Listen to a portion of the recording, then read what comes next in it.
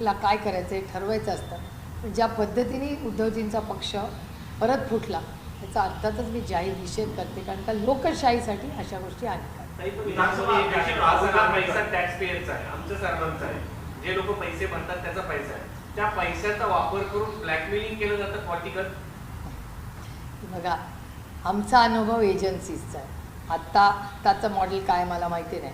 आमच्या काळात काय झालं मला माहिती आहे. आमच्या काळात agency, ice, income tax, CBI आणि ED आणि वॉशिंग मशीन ह्याच्यावरच त्या काळातल्या आमचा पक्ष फोडला तेव्हा काय झाले उभ्या महाराष्ट्राने देशाने पाहिलं. आत्ताचे लेटेस्ट मॉडेल काय माहिती नाही. अनेक नंबर्स वगैरे कानावर येतात. खरं खोटं देवालाच ठाऊक, त्यांनाच हे उत्तर द्यावं लागेल. पण जे झालं हे दुर्दैवी झालं आणि लोकशाहीसाठी हानिकारक. खासदारांचं म्हणणं आहे की उद्धव ठाकरे बाहेर पडत नाहीये, भेटत नाहीये, मदत करत नाही आणि आदित्य ठाकरे पण भेटत नाहीये. उद्धवजींबद्दल मी तुम्हाला गॅरंटी देऊ शकते, उद्धवजी भेटतात आणि कशाला तुमच्याच चॅनलवर रोज दाखवतात ना की उद्धवजी कुठे गेले, काय गेले, ते बाहेर जातात, त्यांचे पक्षाचे कार्यक्रम. त्याच्यामुळे उद्धवजी भेटत नाही ह्याच्यात काही तथ्य नाही. आम्ही तुमच्याच चॅनलवर मी स्वतः रोज उद्धवजींचे कार्यक्रम करतो, त्यामुळे ह्याच्यात काही तथ्य नाही. विधानसभा अध्यक्ष राहुल नार्वेकरांनी ज्या पद्धतीनं अशा गोष्टींच्या संदर्भात श्रद्धांजली वाचताना ज्या मराठी भाषा वाचली, ज्यावर राजकारणी जोरदार टीका केली आणि त्यांनी चिरफाड करताना म्हटलं की मराठी भाषेची संपूर्ण चिरफाड केली. हेळीचं कारण ठेवलं नाही, म्हणजे मला आश्चर्य वाटलं की ते नार्वेकर आहेत. ते काय बाहेर राज्यातून किंवा देशातून आलेले नाहीत ना. आणि आशाताईंबद्दल आणि मराठी भाषा, तुम्ही स्पीकर आहात, अध्यक्ष आहात विधानसभेचे, त्यामुळे मला धक्कादायक होतं त्यांचं ते सगळं तुमच्या चॅनलवर पाहून आणि खूप वाईट वाटलं.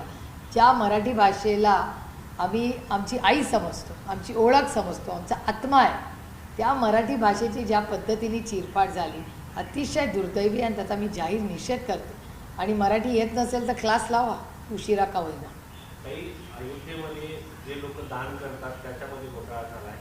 दुसरीकडे उज्जैन महाकालची भूमी आहे, त्या भूमीमध्ये देखील त्या जमिनी विकत घेण्याचं काम तिथले मुख्यमंत्री करत आहेत आणि दोन्ही हिंदूंची श्रद्धास्थळं आहेत, श्रद्धाशक्ती आहेत, त्या ठिकाणी मोठे घोटाळे भाजपच्याच लोकांकडून केले जात आहेत असे आरोप होत आहेत.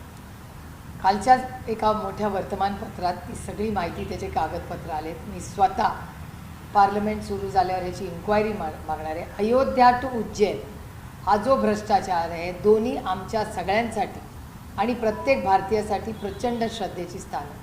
आणि ह्याच्यामध्ये जर भ्रष्टाचार होणार असेल तर त्या मुख्यमंत्र्याचा तातडीने राजीनामा घेतला पाहिजे. मध्य प्रदेशच्या मुख्यमंत्र्यांनी राजीनामा दिला पाहिजे, कारण का प्रधानमंत्री म्हणायचे न खाऊंगा न खाने दूंगा. त्याच्यामुळे जो आरोप झाला आहे, मला तर वाटलं होतं की आरोप झाल्यावर मुख्यमंत्री स्वतःच म्हणेल की माझी पारदर्शक इन्क्वायरी करा. जर त्यांनी काही केलेलं नसेल तर त्यांनी थोडे दिवस बाजूला व्हावं, त्याची इन्क्वायरी व्हावी. पण मध्य प्रदेशच्या मुख्यमंत्र्यांनी राजीनामा दिलाच पाहिजे अशी आमची आग्रहाची भूमिका राहील.